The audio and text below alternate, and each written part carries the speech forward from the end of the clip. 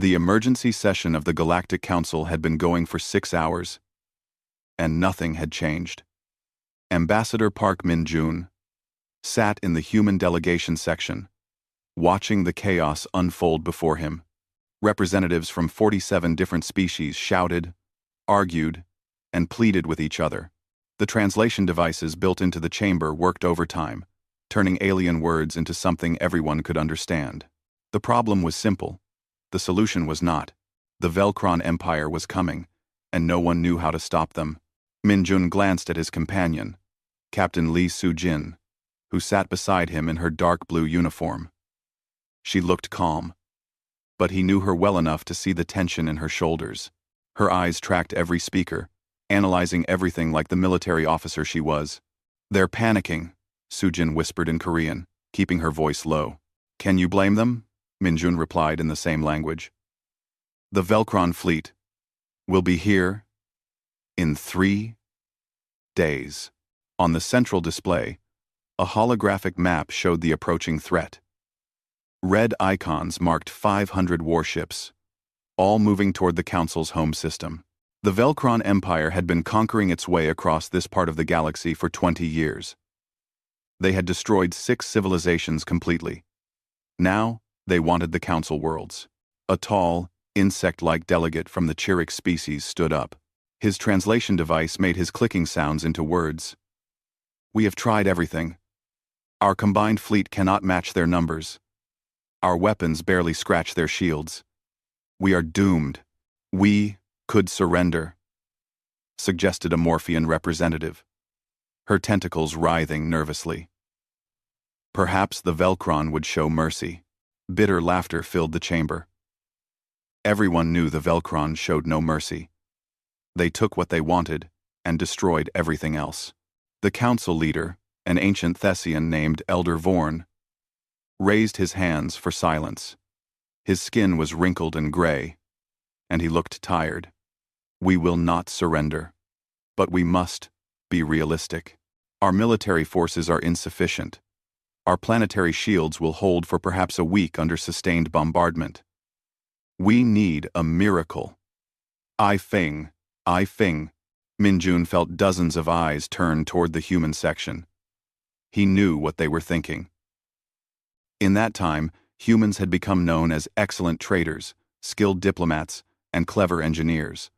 They operated merchant vessels throughout Council space. They helped negotiate treaties. They sold useful technology and bought exotic goods. But warriors? No. Humans were not warriors. Earth had contributed a small defense force to the Council fleet, of course. 20 ships, all designed for patrol duties and escort missions.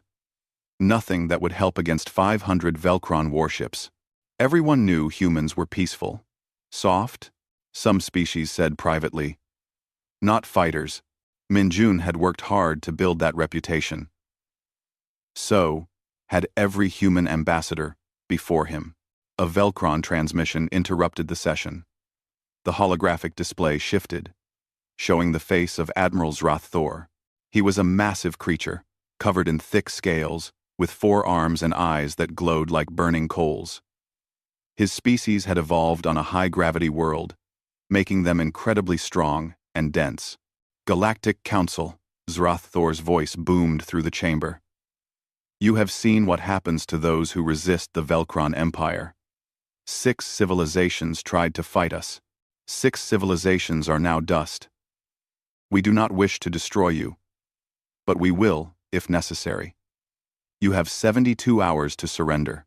Open your worlds to Velcron rule, and you will be allowed to live as our subjects. Refuse, and we will erase every Council world from existence. There will be no negotiation. There will be no mercy. Choose wisely." The transmission ended. Silence filled the chamber for a long moment. Then the panic exploded again. Representatives shouted over each other. Some called for immediate surrender. Others wanted to fight to the last breath. A few simply broke down in despair. Elder Vorn looked older than ever. He turned to Min-jun, and their eyes met across the chamber. "Ambassador Park, Does humanity have any counsel to offer? You have been quiet throughout this crisis. Every eye in the chamber focused on the human delegation. Min Jun stood slowly, feeling the weight of what was about to happen. He had hoped to avoid this moment. Humanity had hoped to avoid this moment for 200 years. Elder Forn, honored representatives, Min Jun began, his voice steady. I must contact my government before I can respond. The situation has become critical, and I need authorization for what I am about to propose. You need permission to tell us to surrender? Someone shouted from the back of the chamber. No, Min Jun said quietly. I need permission for something else entirely. Something humanity has not done in a very long time. Confusion rippled through the council. Su Jin stood up beside Min Jun, her military bearings suddenly very obvious. Several representatives noticed the change in her posture. She looked different somehow. Dangerous. How long do you need? Elder Vorn asked. 48 hours, Min Jun said. That leaves only 24 hours before the Velcron deadline. A delegate protested. I understand, Min Jun replied. But I assure you, if my government agrees to what I am about to request, 24 hours will be more than enough time. The chamber erupted in questions. But Min Jun simply bowed respectfully and left, with Su Jin following close behind. They walked through the corridors of the council station in silence until they reached the secure human communications room. Once inside, with the door sealed and encryption activated, Su Jin turned to him. Are you really going to ask for authorization? I have to, Min Jun said, his fingers moving across the communication console. We can't let the council fall. And we can't let the Velcron continue their expansion. They'll reach Earth eventually. The secret will be out, Su Jin said softly. Everyone will know what we are. What we were. I know. Min Jun finished entering his security codes. But what choice do we have? The quantum communication link activated instantly, connecting directly to Earth High Command. The face that appeared on the screen was an older woman with sharp eyes and gray hair. Fleet Admiral Choi Un-suk, the highest-ranking military officer in the Earth Defense Force. Ambassador Park, she said formally. I've been watching the council session. The situation is critical. Yes, Admiral, Min Jun said. I'm requesting authorization code Omega-7. Un-suk's expression didn't change, but Min Jun saw her hand tighten on her desk. Omega-7 was the authorization code for unsealing the old weapons. The ones humanity had locked away after the unification wars nearly destroyed Earth. You understand what you're asking? Un-suk said carefully. I do, Admiral. The Velcron will not stop. If the Council falls, they will eventually reach human space. And if we fight them with our current fleet, we will lose. The only way to stop them is to show them what we used to be. For a long moment, Un-suk said nothing. Her eyes moved to something off-screen, probably reviewing classified reports. Then, she looked back at Min Jun. The President and the Security Council have been discussing this possibility. We hoped it would never come to this. We've worked for 2 centuries to make the galaxy see us as merchants and peacemakers, not as weapons. I know, Min Jun said. But sometimes, peace can only be protected by those willing to fight for it. I'm pleased now. Un-suk nodded slowly. Authorization code Omega-7 is granted. Captain Lee, you are hereby activated to full military command. Report to Fleet Admiral Song at Lunar Base Serenity. He will brief you on the assets being unsealed. Su Jin saluted sharply. Yes, Admiral. Ambassador Park, you will inform the Council that Earth is responding to the crisis. Tell them our fleet will arrive at the Council homeworld within 48 hours. Tell them nothing else. Number. Understood, Admiral. And Park? Un-suk's voice softened slightly. I hope we're making the right choice. So do I, Admiral. The transmission ended. Min Jun and Su Jin looked at each other in the sudden silence. 200 years. Su Jin said quietly. We've been hiding for 200 years. Tomorrow, everyone will know the truth. Not the whole truth, Minjun said. They'll know we have weapons. They won't know why we sealed them away. They won't understand what it cost us to become what we are now. Cross. We have depersided. Cross. We won't know why we sealed. Sujin touched the military insignia on her uniform. Most species thought it was decorative. They didn't know it represented bloodlines going back to the Unification Wars. They didn't know her great-great-grandmother had been a ship captain during the darkest days of human history. Will they fear us? Sujin asked. When they see what we can do? Probably, Minjun admitted. But I'd rather they fear us than watch the Velcron destroy everything. We can deal with fear. We can prove we're still the same people who've been their friends and allies. But we can't do any of that if the Velcron win. Sujin nodded and headed for the door. She paused with her hand on the panel. Minjun, when the fighting starts, some of the council species will wonder why we never told them. Why we let them think we were weak.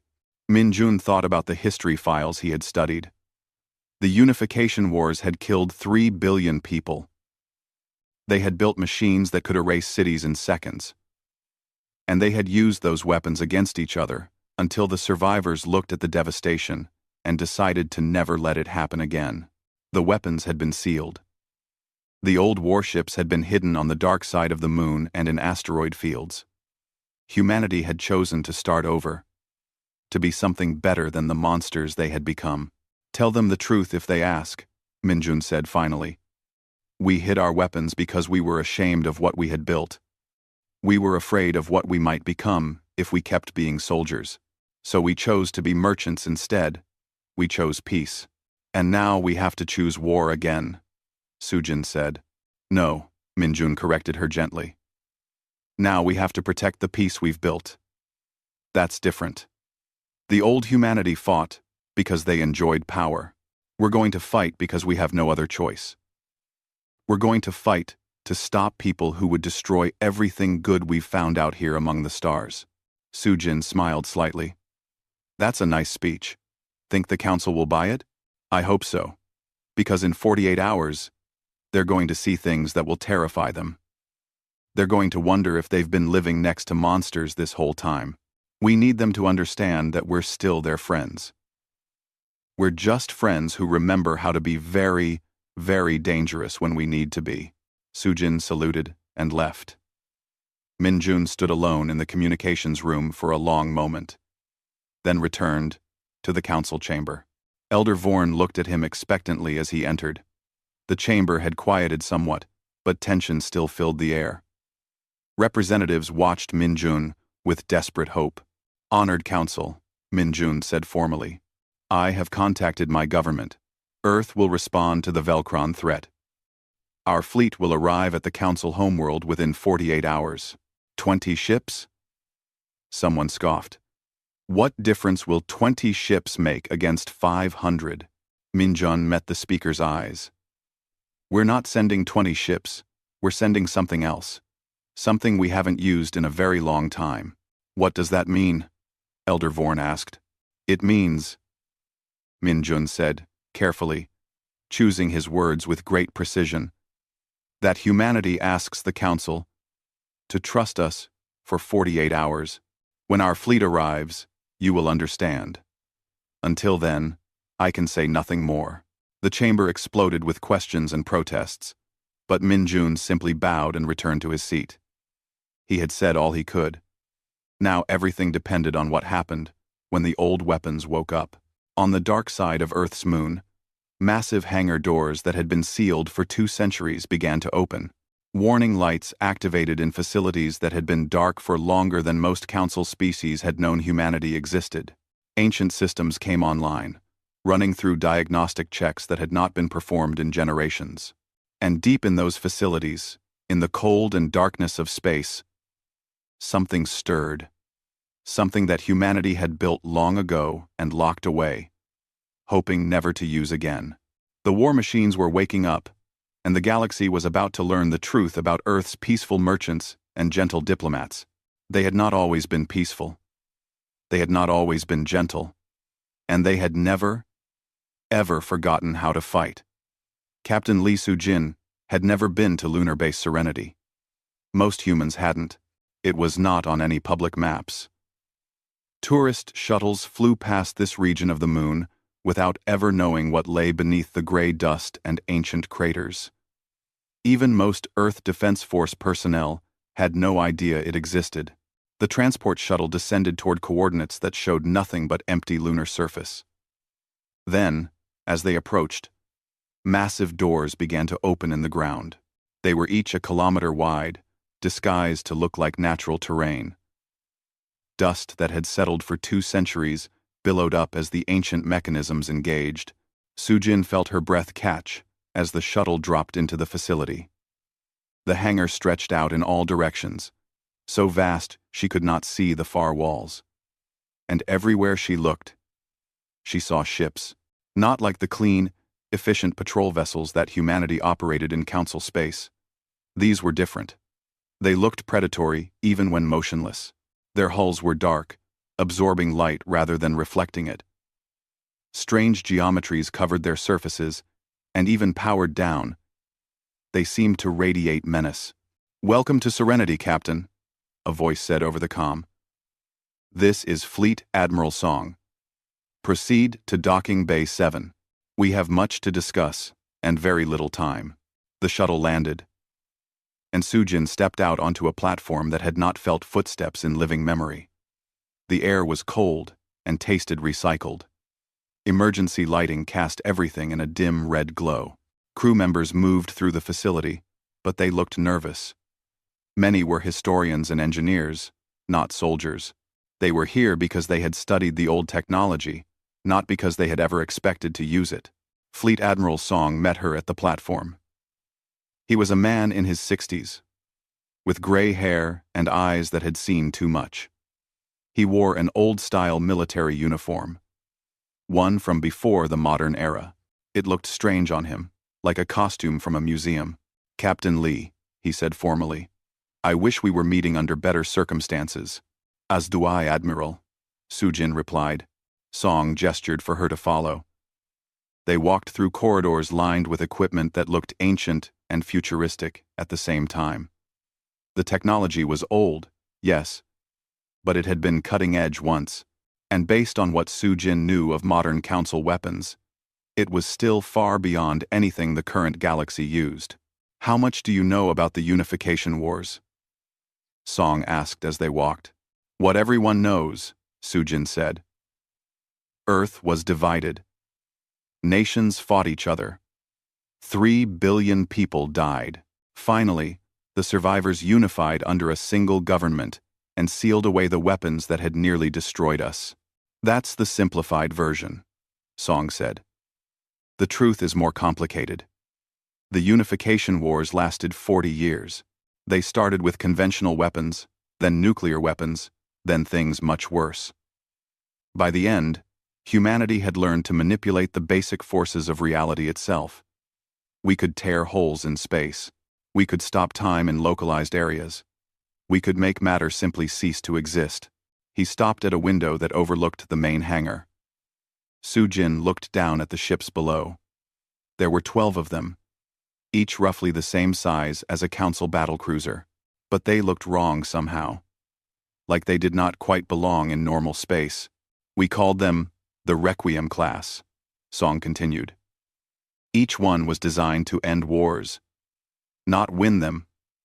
Mind you, end them. They were so powerful that any side possessing even one could force everyone else to negotiate. That was the theory. Anyway, what went wrong?" Soo-jin asked. "Both sides built them," Song said quietly. "When everyone has weapons that can destroy everything, someone always decides to strike first." The final battle of the Unification Wars involved 8 Requiem-class ships firing on each other. When the dust settled, Australia was gone. Just gone. Erased from existence along with 200 million people. Soo-jin felt cold. She had known the wars were terrible, but this detail was not in the public histories. After that, the survivors sealed everything. Song said. The Requiem ships, the reality manipulation technology, all of it. We decided to start over. We focused on becoming something better than what we had been. When we met the Council species, we made sure they saw us as traitors and diplomats. We never wanted anyone to know what we were capable of, and now we have to become weapons again, Sujin said. No. Song corrected her, and his voice was firm. We're not becoming weapons. We're using weapons to protect something worth protecting. There's a difference, Captain. Our ancestors forgot that difference. And it nearly cost us everything. We cannot forget it now. He turned from the window and looked at her directly. You've been chosen to command the flagship, the Requiem herself. Do you know why? Sujin shook her head. Because your psychological profile shows something rare. You have the tactical skills to use these weapons effectively, but you also have the moral strength to use them reluctantly. You understand that every shot you fire is a failure of something better. I'm not sure I'm worthy of that trust, Admiral, Sujin said honestly. None of us are, Song replied. But you're the best choice we have. Come. Let me show you what you'll be commanding. They took a lift down to the hangar floor. Up close, the Requiem was even more intimidating. The hull was midnight black, covered in geometric patterns that seemed to shift when Sujin was not looking directly at them. The ship was 700 meters long, shaped like a blade. A boarding ramp extended, and they entered the ship. Inside, systems were coming online after centuries of sleep. Lights flickered on one by one. Displays showed text in Old Korean and English, languages that had evolved significantly in 200 years. The bridge was surprisingly small. Only 10 crew stations surrounded a central command chair. Advanced AI handled most shipboard functions, meaning the Requiem needed far fewer crew than modern vessels. The AI is called Memoria, Song explained. It's a quantum intelligence, capable of making tactical decisions faster than any organic mind. But it cannot fire weapons without human authorization. That safeguard is built into its core programming. A holographic interface appeared above the command chair. A pleasant female voice spoke in modern Korean. Captain Lee Sujin, I am Memoria, tactical intelligence for the Requiem. My systems have been dormant for 203 years, 4 months, and 16 days. All primary systems are operational. Weapons systems are currently sealed pending command authorization. Welcome aboard. Thank you, Memoria, Sujin said, feeling strange talking to a ship that was older than her great-great-grandparents. Let me show you what the Requiem can do, Song said. He called up displays, showing weapon specifications that made Sujin's blood run cold. The primary weapon was called a spatial severance cannon. It did not fire projectiles or energy beams. Instead, it created a targeted rupture in space-time itself. Anything caught in the effect simply stopped existing, erased from reality at the quantum level. No shields could stop it, because shields existed in normal space, and the weapon operated outside those rules. The defensive systems were equally terrifying. The Requiem could project a quantum displacement field that shunted incoming attacks into pocket dimensions.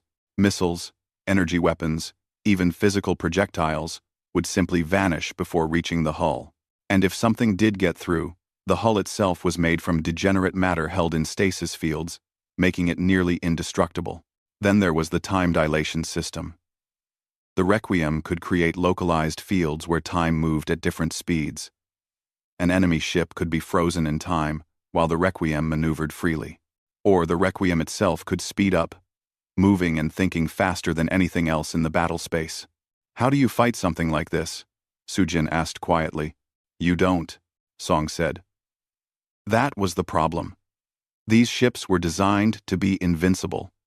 And when both sides had invincible weapons, the only question was, who could erase the other first? Sujin sat in the command chair. It adjusted to her body automatically, interfaces appearing at her fingertips.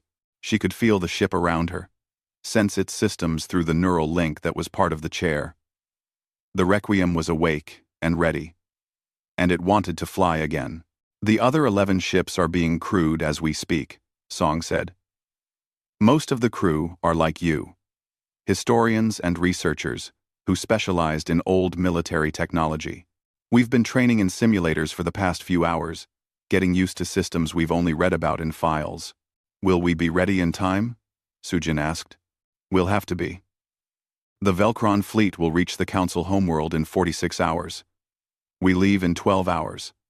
That gives you and your crew time to run through basic maneuvers and weapons tests. Weapons tests? Sujin looked alarmed. Admiral, if we fire these things near Earth, we won't be testing them here, Song assured her. There's an asteroid field in the outer system designated for this purpose. The asteroids are made of solid iron, chosen specifically because they're hard to destroy. They'll give us a good indication of what the Requiem can do. Over the next hours, the rest of the Requiem's crew arrived. They were all specialists in historical technology, all chosen for their psychological stability and moral clarity. Lieutenant Park Ji-woo, the weapons officer, had written her dissertation on the ethics of reality manipulation warfare. Commander Kim Tae-hyun, the navigator, had spent 10 years studying the navigation logs from the Unification Wars. Each crew member had dedicated their lives to understanding the past, never expecting to live through it. They gathered on the bridge as Song prepared to leave. He looked at each of them, in turn. I know you're afraid, he said. I would be worried if you weren't. These weapons terrify me, and I've studied them for 40 years. But remember why we're doing this. The Velcron Empire will not stop until every free species in the galaxy is enslaved or dead. The Council species are our friends. They've been our partners and allies for 2 centuries. We cannot let them fall. What if we become monsters? Ji-woo asked quietly. What if using these weapons changes us? That's why you were chosen, Song said. Because you ask that question. Because you understand that power without restraint is the path to everything our ancestors did wrong. You will be tempted to use maximum force. You will have the power to erase entire fleets with a single shot. But you must remember that every life you take, even an enemy life, is a failure of something better. He moved to the exit ramp. The Council species will be terrified when they see what you can do. Some of them will wonder if they've been living next to monsters. Prove them wrong. Fight only as much as necessary. Disable enemy ships rather than destroying them when possible. Show the galaxy that humanity learned from its mistakes. After Song left, the crew ran through system checks. Everything came online perfectly. Systems that had slept for 2 centuries working as if they had been built yesterday. Memoria guided them through the procedures, her voice patient and calm. Finally, it was time for the weapons test. The Requiem lifted off from the hangar, its gravity systems making the motion so smooth that Sujin barely felt they were moving. The other 11 ships followed, a formation that had not flown together in 200 years. They reached the asteroid field within an hour. The asteroids were massive chunks of iron, each one several kilometers across. Sujin designated one as the target. Memoria, charge the spatial severance cannon, she ordered. Minimum yield. Charging. Memoria confirmed. Weapon. Ready. Sujin took a breath. Fire. The Requiem did not shake or recoil. There was no dramatic light show. One moment the asteroid existed. The next moment, a perfectly spherical section of it simply vanished. 20 kilometers of solid iron erased from reality in an instant. The rest of the asteroid, suddenly unbalanced, began to tumble. The bridge was silent. Ji-woo stared at her display, her face pale. Captain, that was minimum yield. We have settings that go up to. I know, Sujin said quietly. She did know. At maximum yield, the spatial severance cannon could erase a small moon. Test the defensive systems next. They fired probes at the ship, simulating incoming attacks. The quantum displacement field activated automatically. Missiles simply vanished before impact, shunted into pocket dimensions where they exploded harmlessly outside normal space. Energy beams disappeared as if they had never existed. Physical projectiles were sent away before they could touch the hull. "Nothing's getting through," Taehyun said, awe in his voice. "We're completely invulnerable." "Nothing is invulnerable," Sujin corrected him. "These systems just make us very, very hard to hurt. Remember that. Confidence becomes arrogance, and arrogance gets people killed." They spent the remaining hours drilling on maneuvers and coordination. The 12 ships moved in formation, each one operated by a crew that was learning ancient lessons. By the time they were done, everyone understood both the terrible power they commanded and the responsibility that came with it. Finally, the moment arrived. The fleet formed up and engaged their quantum drives, a faster-than-light system that operated differently from the Council's slipstream technology. Space folded around them, and they began the journey to the Council homeworld. In the command chair, Sujin felt the ship around her. The Requiem was happy to be moving again. She could sense it through the neural link, an AI that had been waiting for 2 centuries to fulfill its purpose.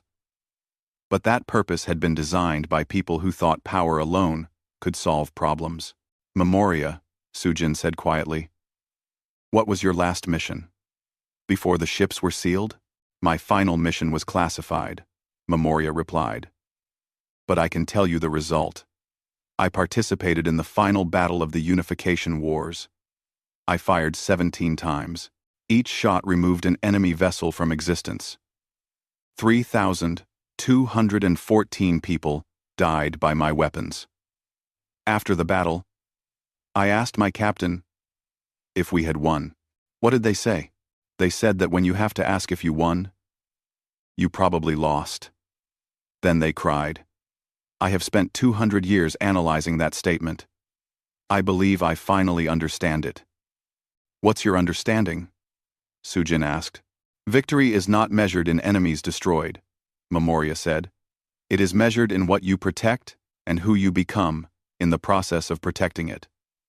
We were designed as weapons, but perhaps we can be something more. Perhaps we can be shields instead." Sujin smiled slightly. "I think you've learned well, Memoria. Let's hope we can teach that lesson to the Velkron Empire without destroying them in the process." The fleet traveled through folded space, moving toward a confrontation that would change everything.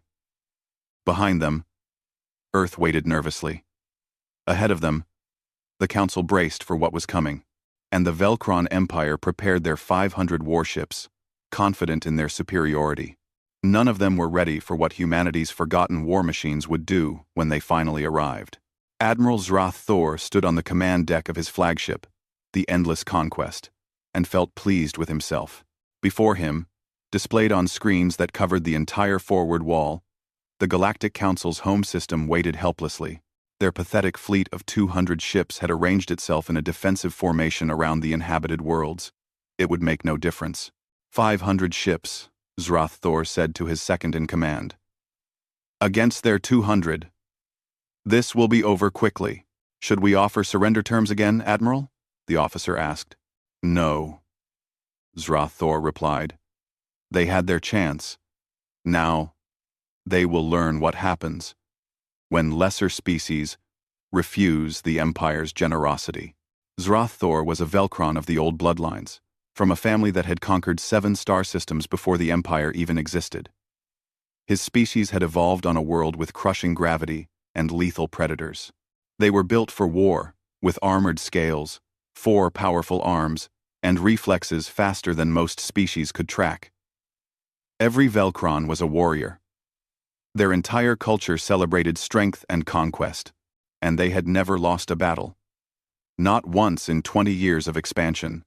"Admiral," the sensor officer called out, "I'm detecting an anomaly." "What kind of anomaly?" "Unknown, sir. It's a spatial distortion, appearing at the edge of the system. Energy readings are off the scale. It's like nothing in our database. Thanks for watching. I may be readings. Thanks for watching." Zrath Thor felt a moment of curiosity, but dismissed it. probably some desperate attempt by the Council to deploy a new weapon. It would fail, like everything else they tried. Then the distortion resolved, and 12 ships appeared in normal space. Zrath Thor stared at the displays.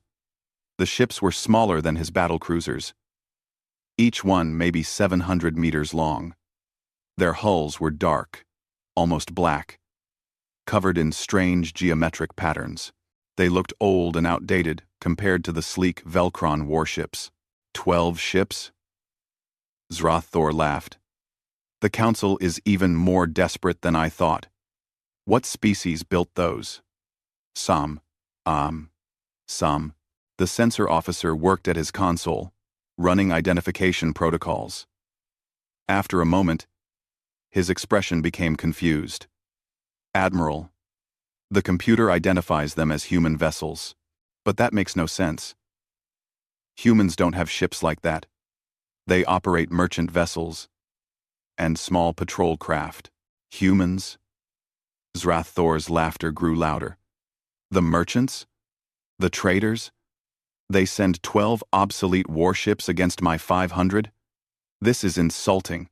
Throughout the Velkron fleet, similar reactions occurred.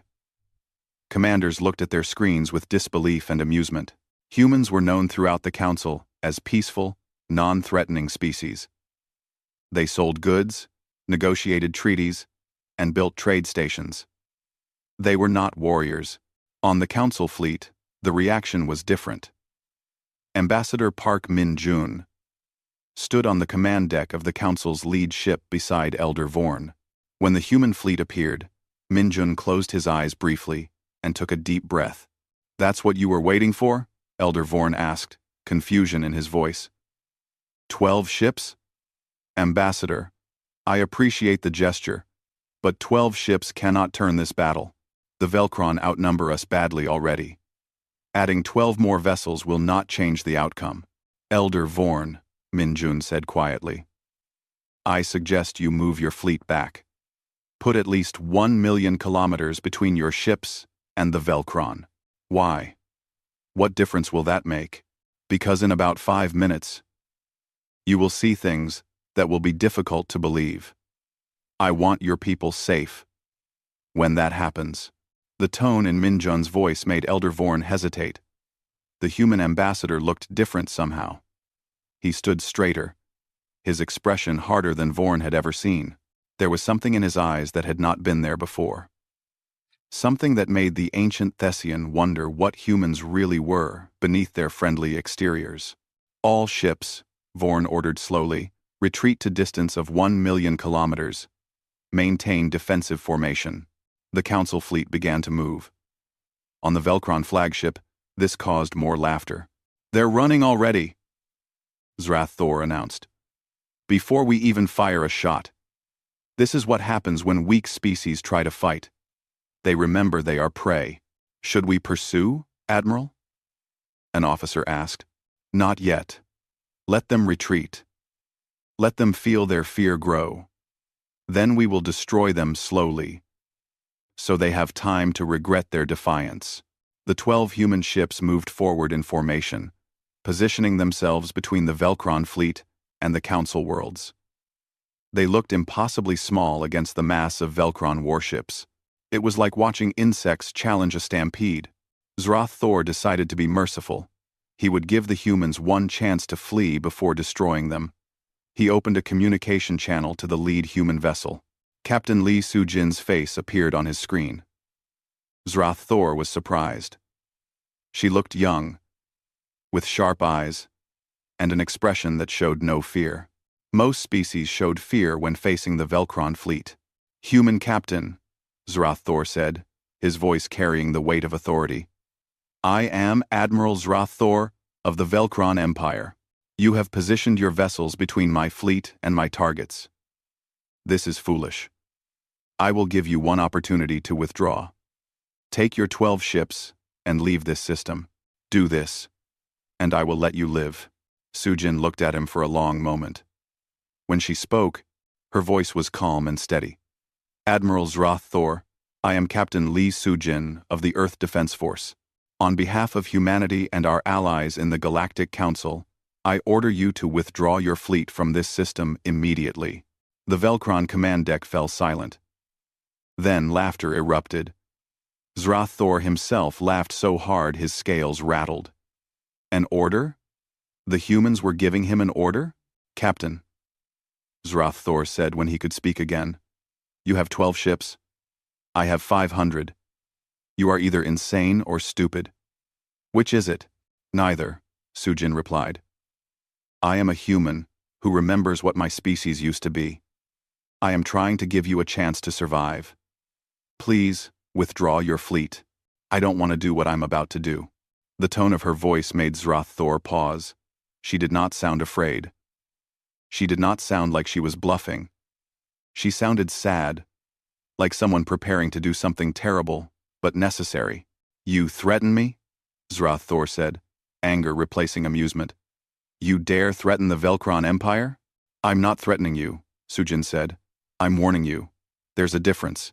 Last chance, Admiral. Withdraw now. Zraththor's anger exploded. Destroy them. All ships, open fire. I want those 12 vessels turned to dust. The communication channel closed. The Velkron fleet, all 500 ships, activated their weapons systems. Plasma cannons charged. Missile bays opened. Energy weapons locked onto targets. It was enough firepower to destroy a small planet. All ships fire, Zraththor commanded.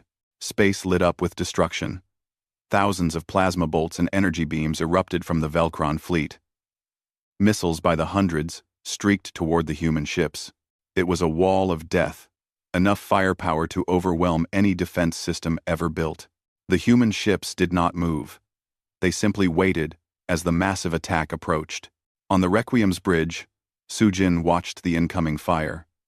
Her crew was tense but focused. Lieutenant Park Ji-woo had her hands hovering over the weapons controls. Commander Kim Tae-hyun monitored the defensive systems. Memoria, Sujin said calmly. Activate quantum displacement fields. All ships. Acknowledged, the AI replied. Defensive systems engaging. The Velkron weapons reached the human ships. Then, something impossible happened. The plasma bolts simply vanished. Thousands of them, each one capable of melting through ship hulls, just ceased to exist before they could make contact. Energy beams disappeared, as if they had been switched off. Missiles flew toward the human vessels and then were simply gone, erased from space entirely. Not a single shot reached the human ships. Not one. On the Velkron flagship, silence filled the command deck. Every eye was fixed on the displays, watching the sensor data that made no sense. Their attack had been perfect. The weapons had fired correctly. Everything had worked exactly as it should. But the humans were undamaged. Not even scratched. What happened? Zraththor demanded. Where did our weapons go? Unknown, Admiral, the sensor officer said, his voice shaking. The weapons simply disappeared, approximately 1,000 meters from the human vessels. Our sensors detected brief spatial anomalies at the point of disappearance, but nothing else. It's as if the attacks were shunted into another dimension. That's impossible, Zraththor roared. No shield technology can do that. It's not shield technology, sir, another officer said quietly. At least, not any shield technology in our database. This is something completely different. On the Council fleet, Elder Vorn watched the displays with growing shock. He had seen the Velkron attack.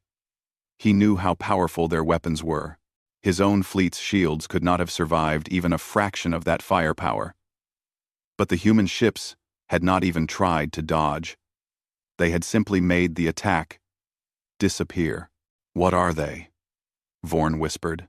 Beside him, Ambassador Min-jun said nothing.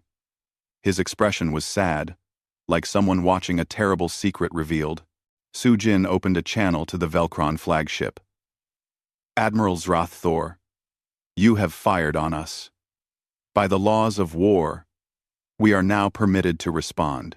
I'm going to demonstrate what humanity is capable of. I hope you're paying attention. Memoria, Sujin said, her voice heavy with reluctance. Designate 50 enemy vessels. Formation positions Alpha 7 through Alpha 57. Spatial severance cannon. Minimum yield. Sequential fire. Target designated. Memoria confirmed. Weapon charging. Captain, I remind you that even at minimum yield, the targeted vessels will be completely destroyed. All crew aboard those ships will die instantly. I know, Sujin said quietly. She looked at the displays, seeing the Velcron ships. Each one held hundreds of crew members, hundreds of lives. She had the power to erase them from existence with a thought.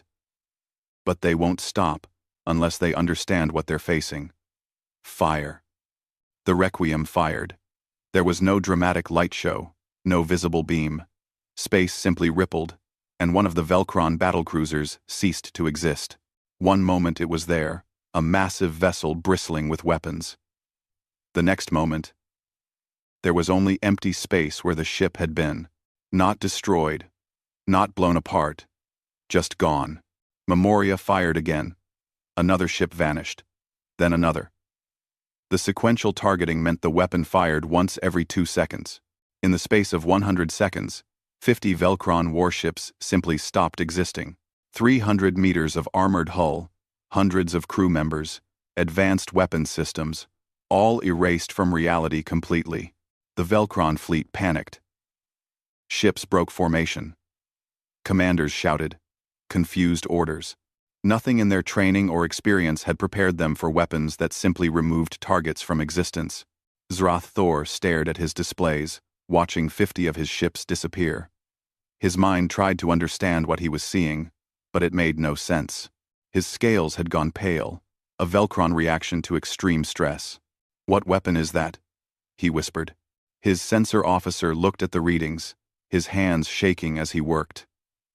"Admiral, the human weapon appears to create localized ruptures in space-time.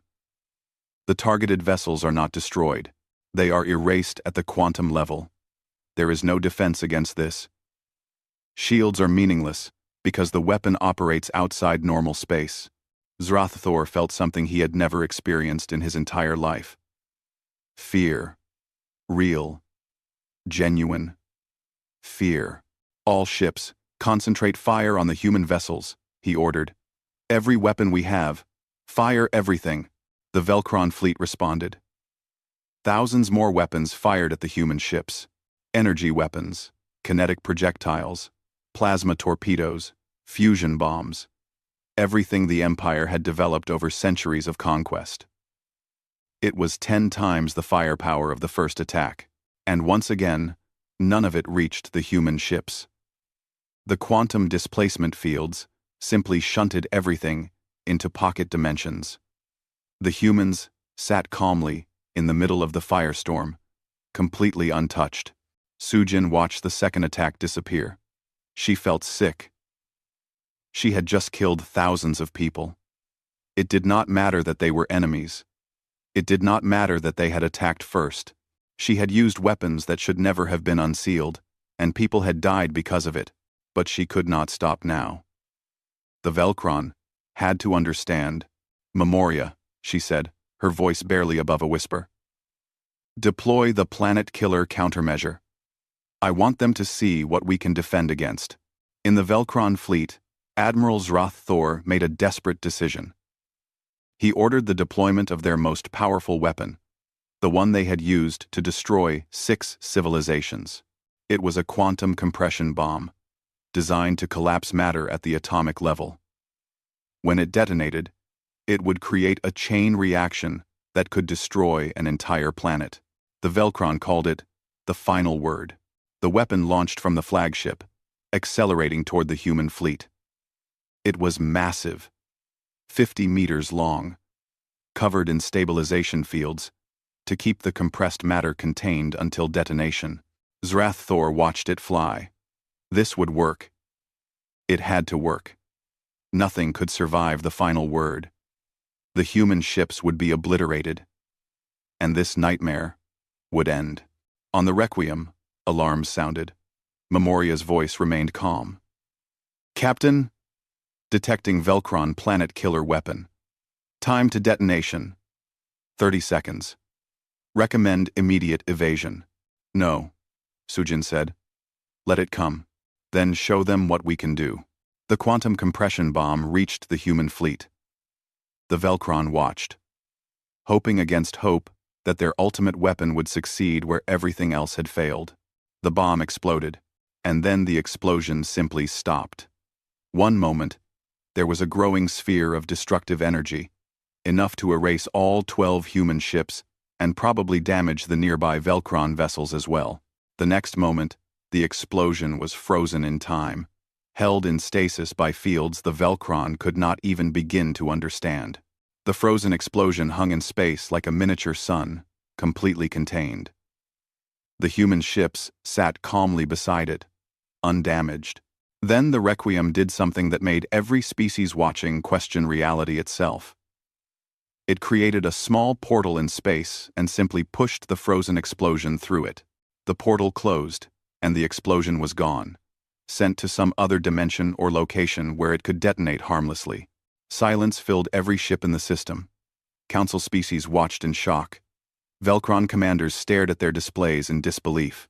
And somewhere, species who had been watching the confrontation through long-range sensors began to realize that they had been sharing the galaxy with something they never understood. Admiral Zrath Thor felt his confidence shatter completely. His 500 ships, his proven tactics, his superior experience. All of it meant nothing against weapons that operated on principles he could not comprehend. Sujin opened a channel to all Velcron ships. This is Captain Lee Sujin, to all Velcron forces. You have now seen what humanity is capable of. You have seen your weapons fail. You have seen your strongest attack neutralized. I do not enjoy this. I wish I did not have to show you these things. But you must understand. You cannot win this battle. Her face on the screen was hard but not cruel. Sad but not weak. I am now going to give you one final chance. Withdraw your fleet from this system. Leave Council space and return to your own territory. Do this, and you will live. Continue attacking, and I will be forced to erase your entire fleet from existence. Choose wisely. Zrath Thor looked at his displays. 450 ships remained.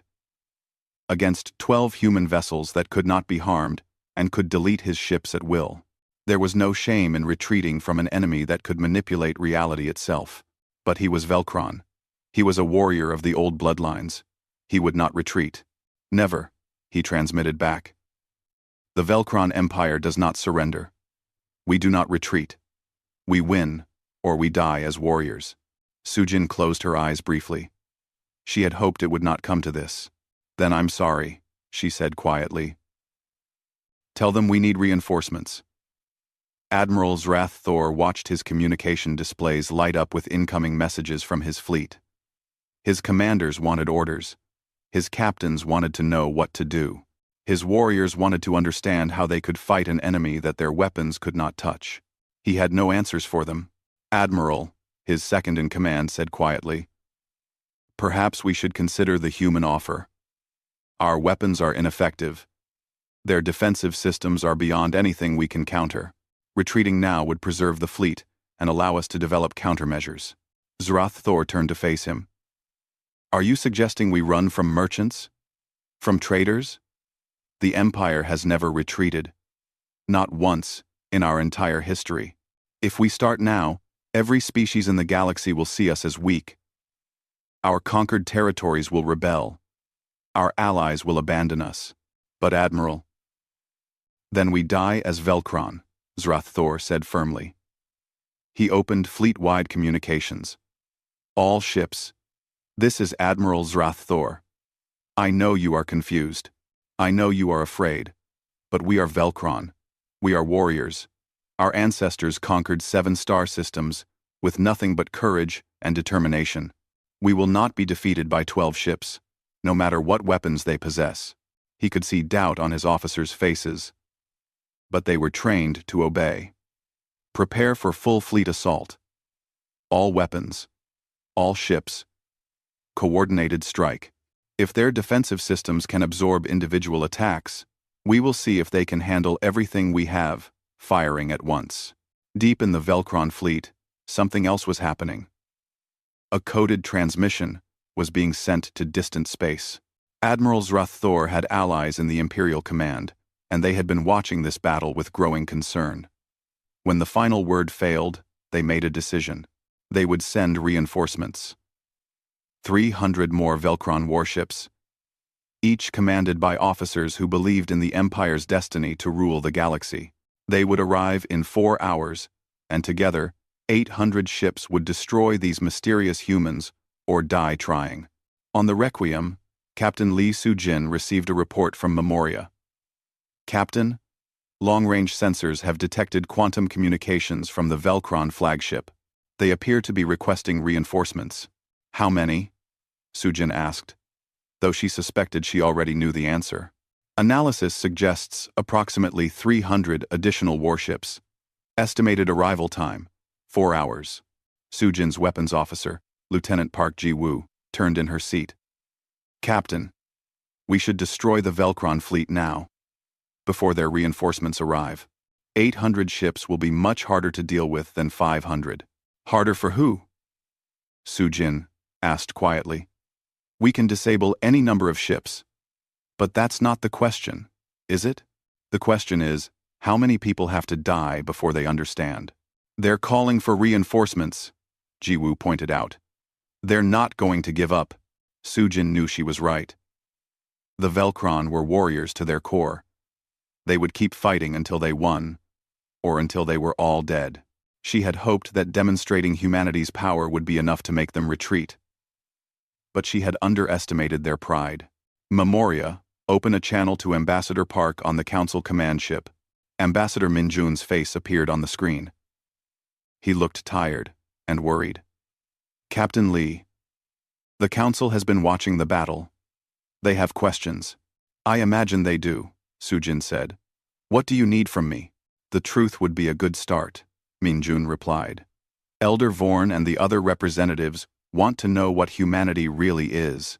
They want to know how merchants and diplomats suddenly have weapons that can manipulate space and time. They want to know if they've been living next to monsters for 200 years. Soo-jin felt the weight of that question. Are we monsters, Ambassador? That depends on what we do next, Min-jun said. The Velcron are calling for reinforcements. 800 ships total. Can you stop them? Yes, Soo-jin said without hesitation. We can stop 8,000 if necessary. That's not the issue. The issue is how we stop them. We can erase their entire fleet in minutes. We have weapons that can delete matter from existence. We have defenses that make us invulnerable. We are, for all practical purposes, unbeatable in conventional warfare. Then, what's the problem? The problem is that we have to live with ourselves afterward, Soo-jin said. Every Velcron we kill, every ship we erase, that's on us. Our ancestors built these weapons and used them without restraint. It nearly destroyed Earth. We sealed them away because we understood that having the power to destroy everything means nothing if you lose your soul in the process. Min-jun was quiet for a moment. What do you want to do? I want to find a way to stop the Velcron without killing all of them, Soo-jin said. I want to show them that they can't win, but I want them to survive, to learn that lesson. The question is whether they'll let us do that. The reinforcements will arrive in 4 hours, Min-jun pointed out. What's your plan? Soo-jin looked at her displays, seeing the Velcron fleet preparing for another attack. 800 ships. Hundreds of thousands of crew members. All of them warriors who believed in their cause. All of them following orders from leaders who refused to surrender. I'm going to try something, Soo-jin said. If it works, we can end this without more killing. If it doesn't, then I'll have to use maximum force. Either way, the Council is about to learn exactly what humanity became during our darkest days. The channel closed. Soo-jin turned to her crew. Memoria, how long can we maintain a full fleet time dilation field? Approximately 8 hours before reactor reserves are depleted, the AI replied. That's longer than we need, Soo-jin said. Here's what we're going to do. The Velcron are about to attack with everything they have. Let them exhaust their ammunition. Let them fire until they have nothing left. Then, before their reinforcements arrive, we're going to demonstrate exactly how outmatched they are. Commander Kim Tae-hyun looked worried.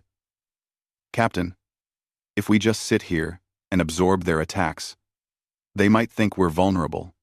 They might not realize we're choosing to let them fire. Then we'll make sure they understand, Sujin said. She opened a channel to all Velcron ships.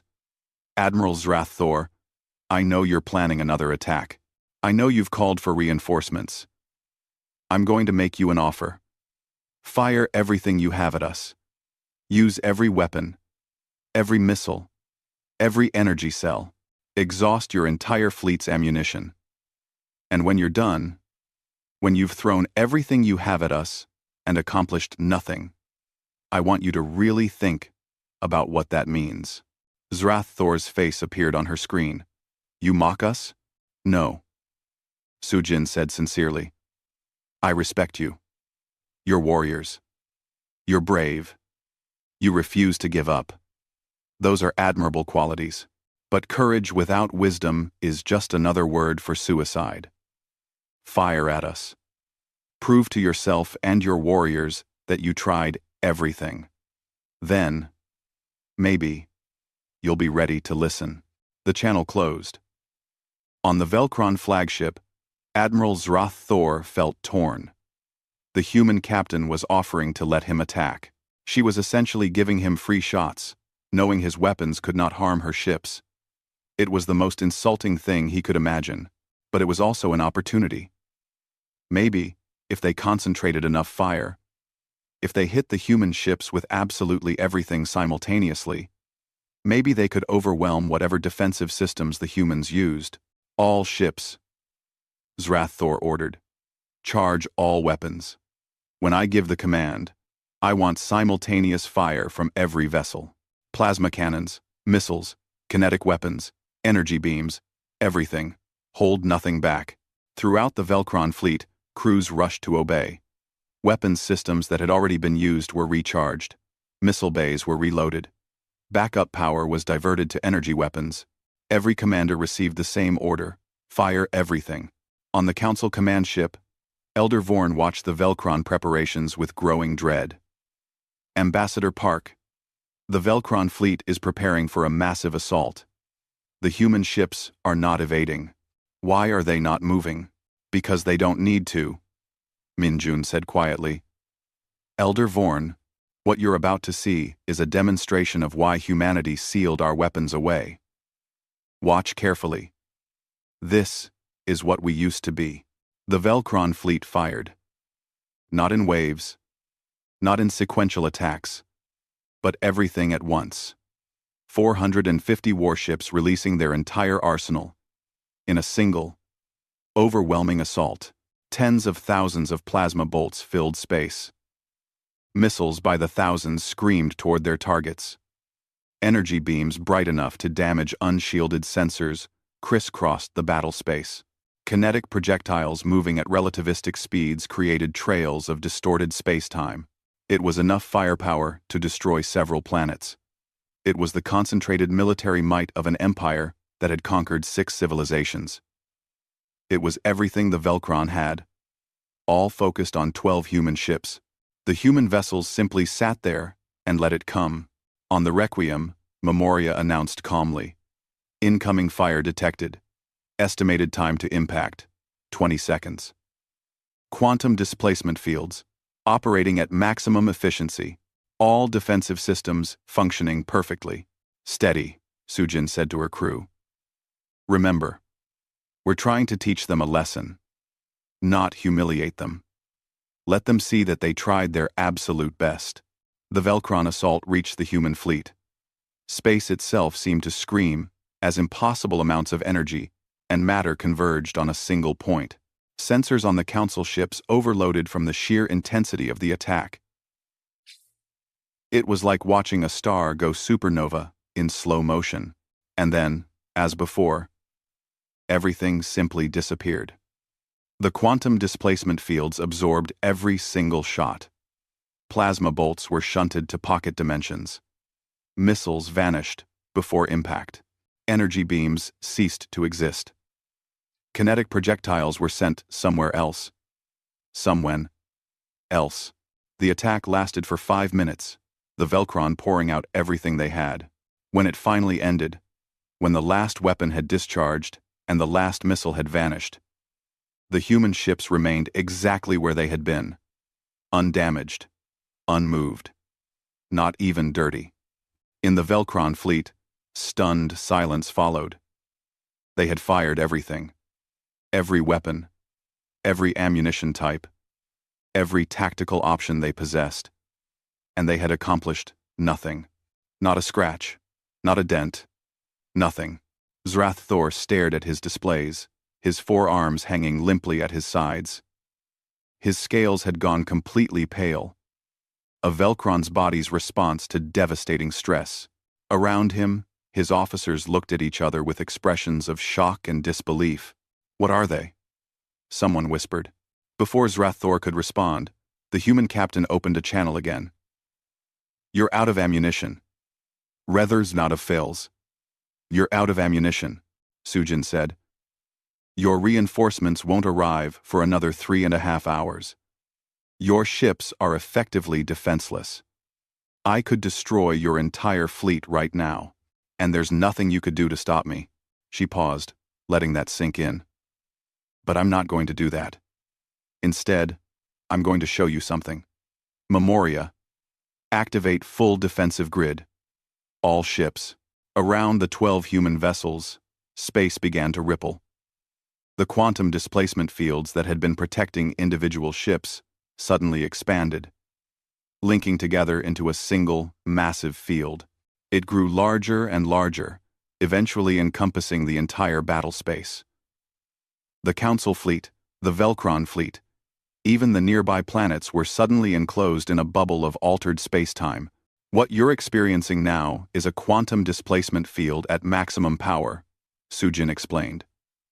"Inside this field, I control space and time. I can make weapons disappear. I can freeze ships in temporal stasis.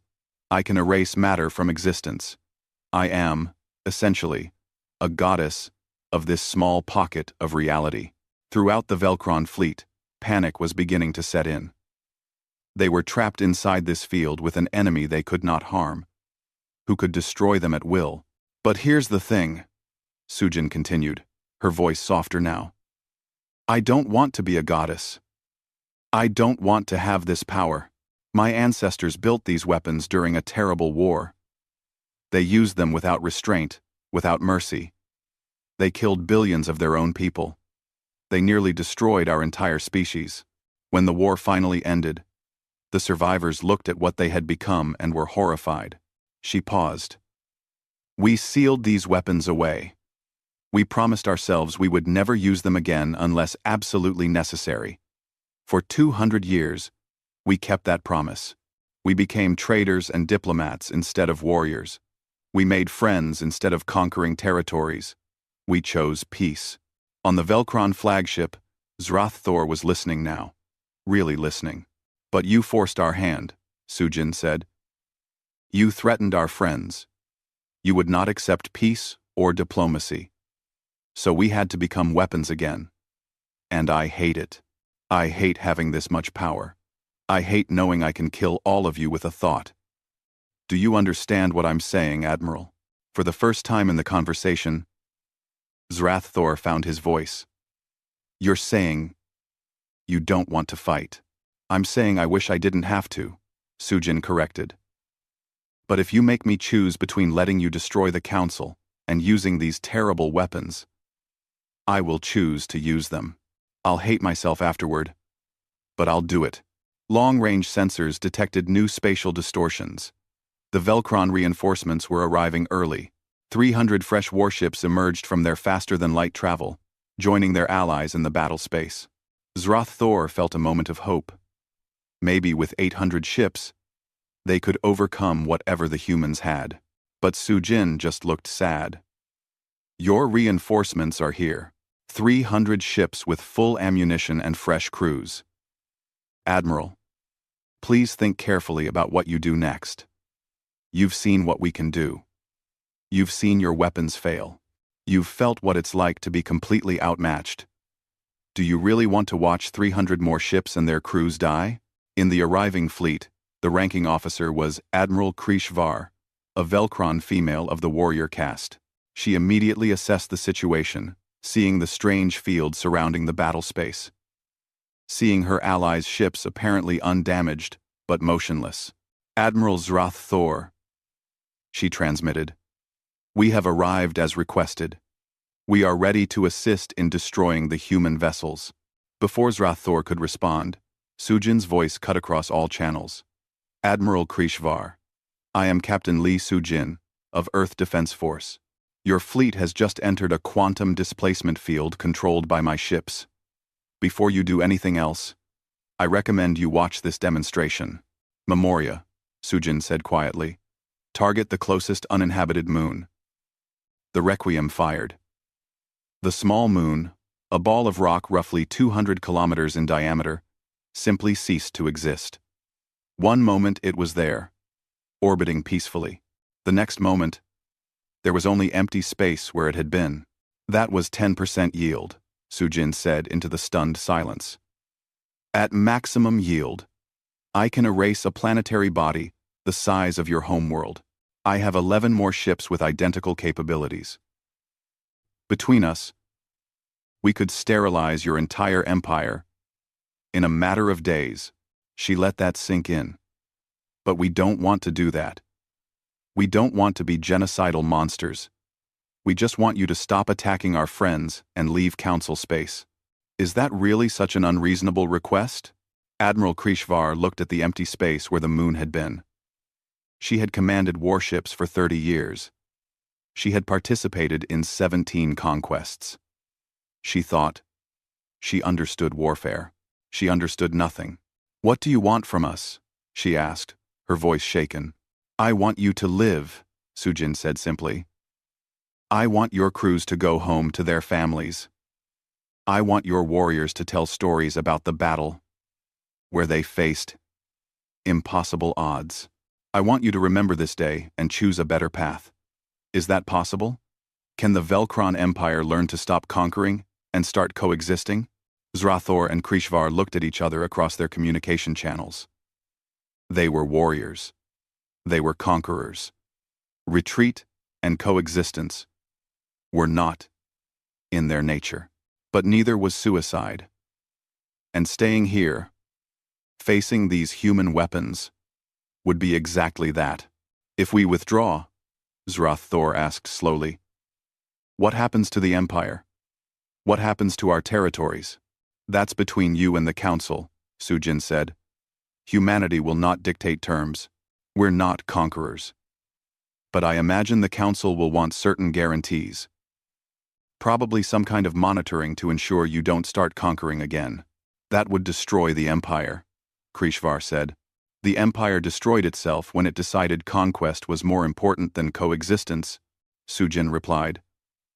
I'm just making the consequences clear. You can rebuild as something better, or you can die as you are. Your choice. For a long moment, no one spoke. The fate of the Velcron Empire hung in the balance, decided by two admirals facing an enemy they could not hope to defeat. The Galactic Council chamber had never been so crowded. Every representative from every member species was present, along with observers from dozens of neutral systems. They had all come to hear humanity explain itself. Ambassador Park Min-jun stood at the central podium, feeling the weight of countless eyes upon him. Captain Lee Sujin stood beside him in her military uniform, representing the human forces that had stopped the Velcron Empire. Behind them, holographic displays showed footage from the battle, images that had already spread across the galaxy at light speed. Elder Vorn called the session to order. His ancient eyes were filled with confusion and something that might have been fear. Ambassador Park, this council has known humanity for 200 years. In that time, you have been our friends, our trading partners, our diplomatic allies. You helped negotiate 17 peace treaties. Your merchants operate in every council system. Your engineers helped build 3 orbital stations. He gestured at the displays showing the Requiem erasing Velcron warships from existence. And yet, you hid this from us. You hid weapons that can manipulate space and time itself. You hid defensive systems that make you invulnerable. You hid the fact that you are, perhaps, the most powerful military force in the known galaxy. Why? The question hung in the air. Minjun looked out at the assembled representatives. Some looked angry. Others looked frightened. All of them wanted answers. Before I answer that, Minjun said carefully, I need to tell you a story. It's not a pleasant story. It's not one that humanity is proud of. But you deserve to know the truth. It's not one the men. It's not one that humanity is proud of. It's not one the Ternal starred. It's not one the Ternal. He touched a control, and the displays shifted to show Earth as it had been during the Unification Wars. Cities burning. Continents scarred by weapons that should never have existed. Casualty numbers that made even the hardened warriors in the Council flinch. 250 years ago, Earth was divided. Minjun began. Nations fought each other over resources, ideology, territory, everything that species fight about. At first, the wars were conventional. Terrible, but understandable. Then someone developed quantum manipulation technology, the ability to affect matter at the subatomic level. The ability to tear holes in space-time. New images appeared. Weapons firing beams that made reality itself scream. Defensive systems that bent light and space. Ships that could move faster than thought and hit harder than nature itself. Both sides in the conflict developed these weapons, Minjun continued, his voice heavy with old shame. Both sides believed that having overwhelming power would force the other to surrender. Instead, both sides used that power. Cities vanished. Oceans boiled. An entire continent was erased from existence. 3 billion people died. The council chamber was completely silent. These were numbers beyond most species' comprehension. The Velcron had destroyed 6 civilizations, but even they had not killed 3 billion of their own people. The war ended not because anyone won, Minjun said, but because the survivors looked at what they had become and were horrified. They had built weapons that could destroy worlds. They had used those weapons against their own species. They had become monsters. He paused, letting that sink in. So, they made a choice. They sealed the weapons away. They unified under a single government to ensure no one could start the wars again. They decided to become something different. Something better. When we developed faster than light travel and encountered the Council, we had a decision to make. Did we present ourselves as the warriors we had been? Or did we present ourselves as the people we wanted to become? We chose the latter, Sujin said, speaking for the first time. We introduced ourselves as merchants and diplomats because that's what we wanted to be. We hid our military capabilities not out of deception, but out of shame. We were afraid that if anyone knew what we were capable of, they would fear us. Or worse, they would want us to use our weapons on their behalf.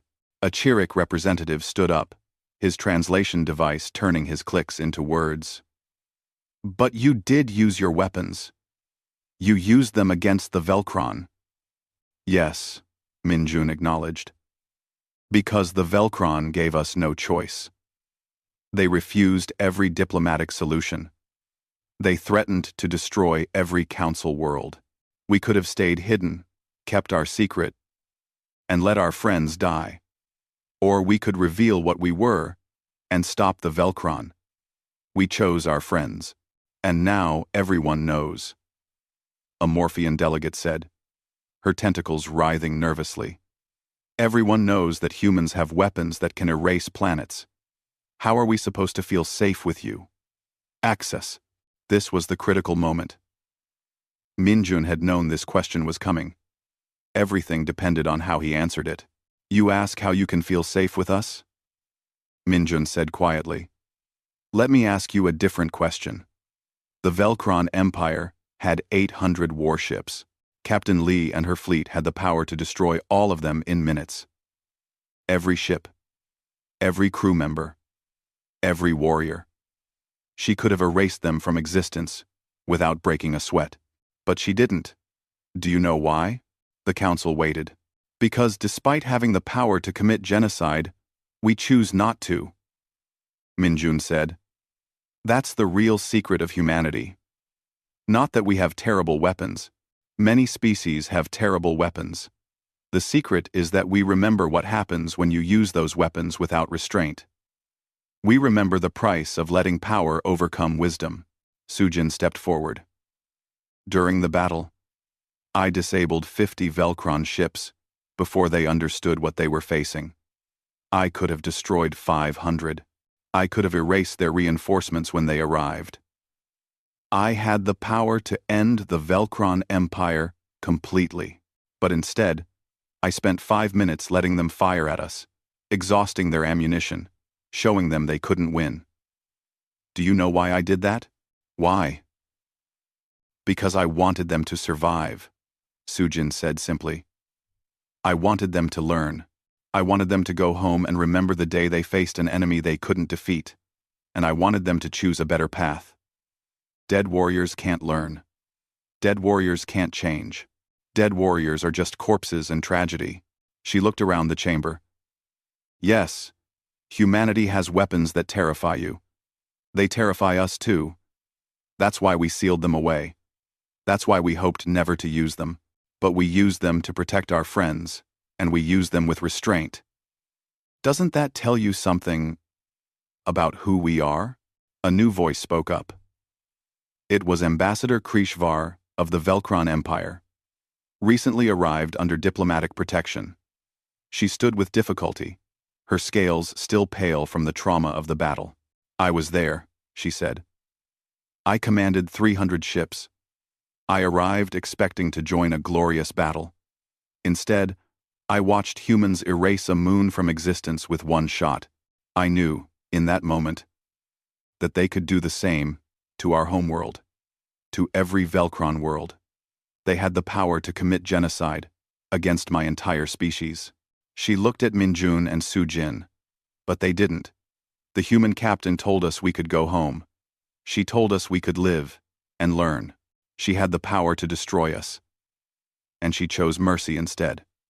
That is the moment I understood that the Velcron Empire had not been defeated by superior weapons. We had been defeated by superior wisdom.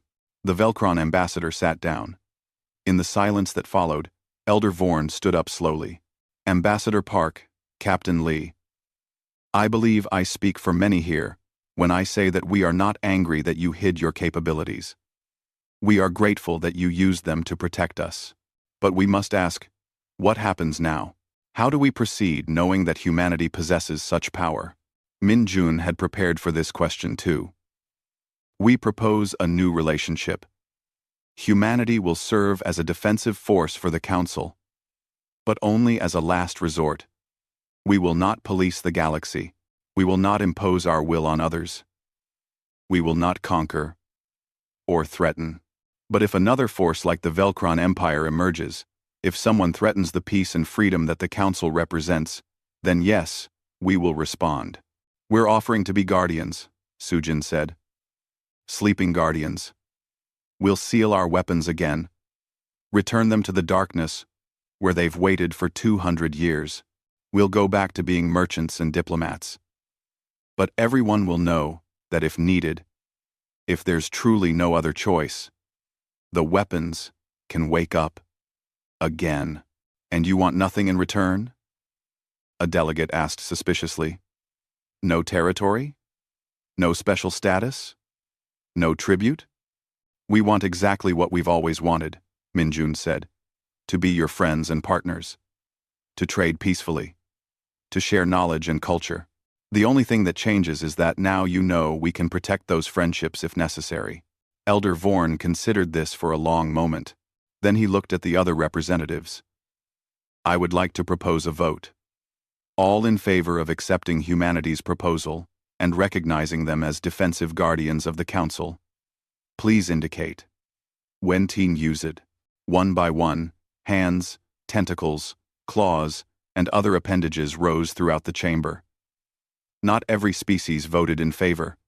Some still feared humanity's power, but the overwhelming majority chose trust over fear. "The motion passes," Elder Vorn announced. "Ambassador Park, Captain Lee, on behalf of the Galactic Council, we accept your proposal. We trust that humanity will use its power wisely." After the session ended, Min-Jun and Su-Jin walked through the corridors of the council station. They had done what they came to do. The secret was out. But the relationships remained intact. Humanity had revealed its true nature and been accepted anyway. "Do you think it will last?" Su-Jin asked. "The trust? I don't know," Min-Jun admitted. "Some species will always fear us. Some will probably try to develop weapons to counter ours. But I think most of them understand now. We're not monsters. We're just people who made terrible mistakes and learned from them." "What about the Velcron?" Su-Jin wondered. "Will they really change?"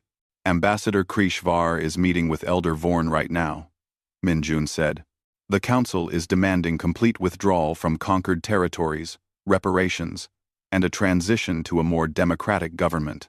The old warrior culture that drove the Empire's expansion is being challenged by younger Velcron, who saw what happened and want something different.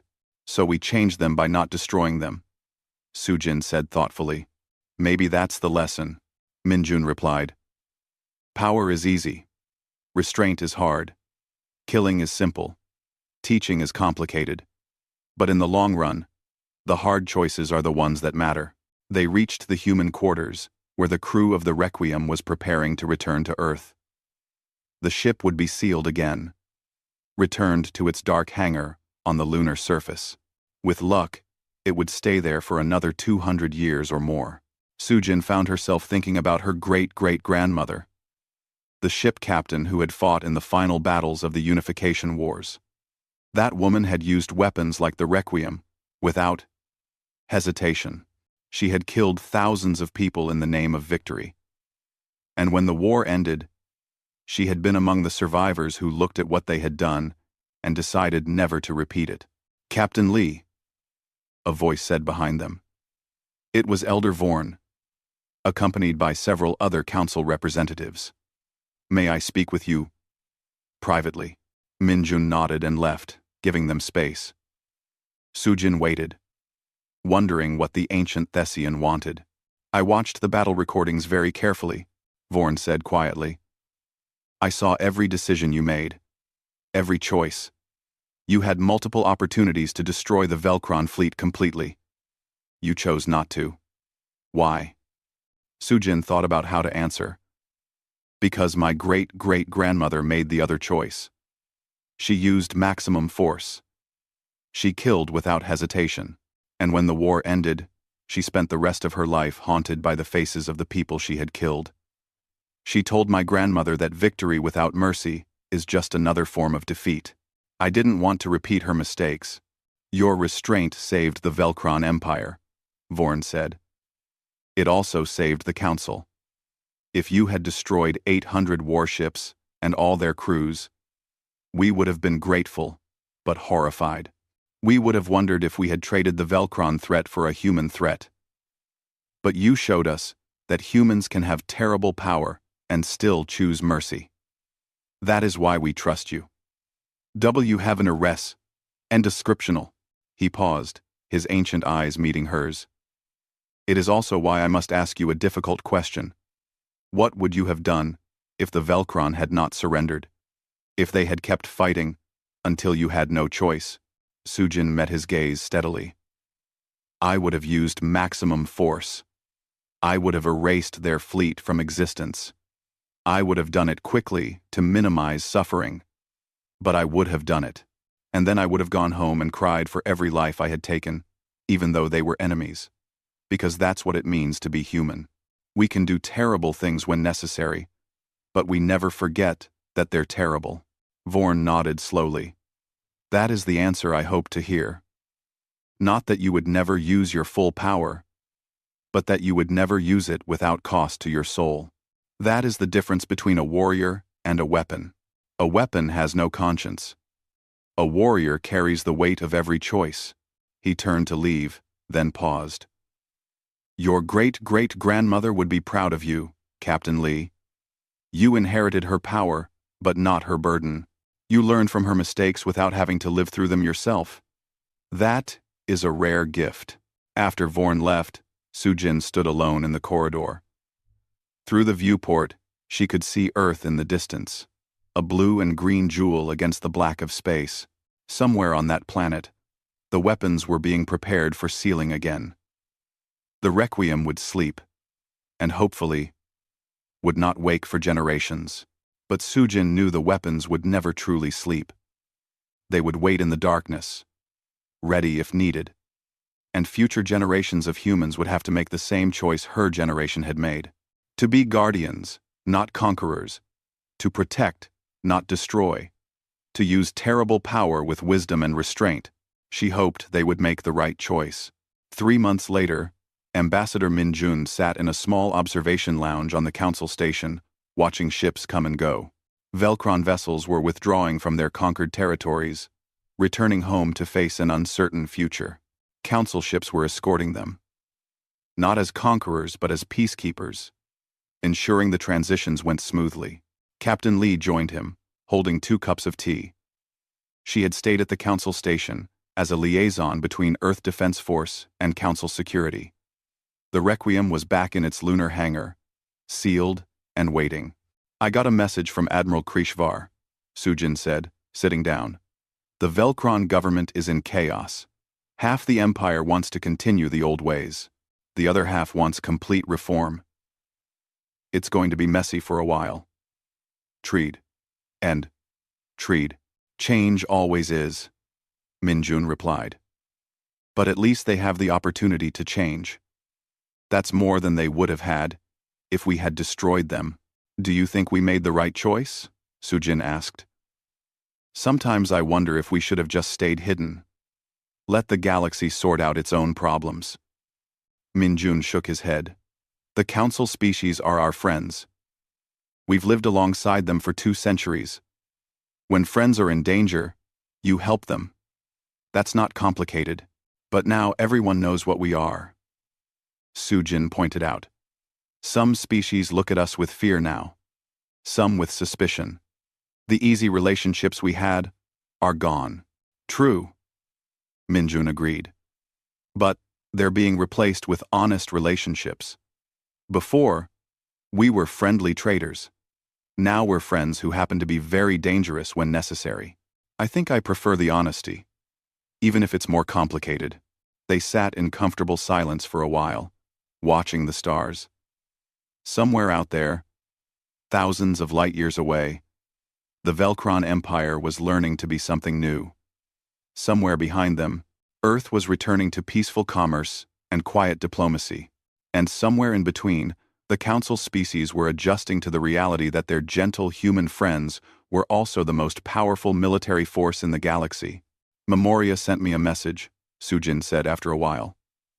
Even in storage, the ship's AI monitors certain communication channels. She detected something interesting. What's that? Several species are now studying humanity's history, not our weapons, but our choices. They want to understand how a species can be both powerful and restrained. They want to learn from our mistakes, so they don't repeat them. Min Jun smiled. That's better than I hoped for. We spent 200 years hiding our past. Now, maybe our past can help others. There's one more thing, Sujin said.